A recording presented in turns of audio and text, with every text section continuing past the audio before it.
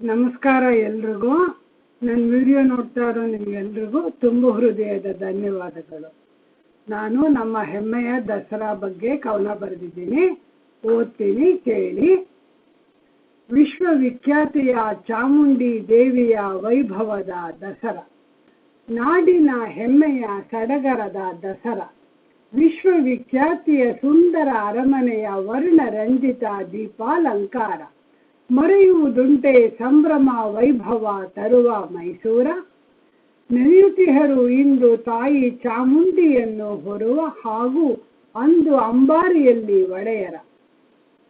ಹಿರಿಯರಿಗೂ ಕಿರಿಯರಿಗೂ ಸಿಂಹಾಸನ ನೋಡುವ ತವಕ, ರಾಜ ಮಹಾರಾಜರು ಸಿಂಹಾಸನ ರೂಢರಾಗಿ ಧರಿಸಿರುವರು ಚಿನ್ನದ ಪದಕ. ಪಾಂಡವರು ಹುದುಗಿಸಿದ್ದ ಶಸ್ತ್ರಗಳನ್ನು ತೆಗೆದು ಧರಿಸಿದರು ವಿಜಯದ ತಿಲಕ. ಮಹಿಷಾಸುರನನ್ನು ಸಂಹರಿಸಿ ದೇವಿಯು ಜನರಲ್ಲಿ ಮೂಡಿಸಿದಳು ನಿರಾತಂಕ.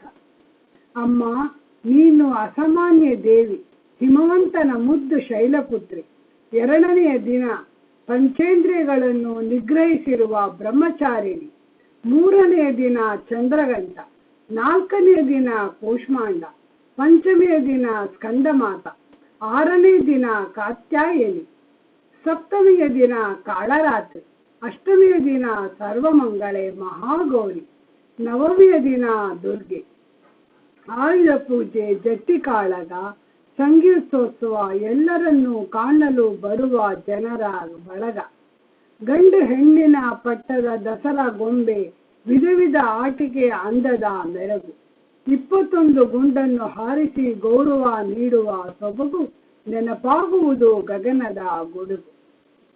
ಇಷ್ಟ ಆಯ್ತಾ? ಧನ್ಯವಾದಗಳು. ಮತ್ತೊಮ್ಮೆ ನಿಮ್ಮೆಲ್ರಿಗೂ ನಮಸ್ಕಾರ. ನಿಮ್ಮ ಅಭಿಪ್ರಾಯ ತಿಳಿಸಿ. ದಸರಾನ ಎಲ್ಲರೂ ಸಂತೋಷದಿಂದ ಆಚರಿಸೋಣ. ನಮಸ್ಕಾರ.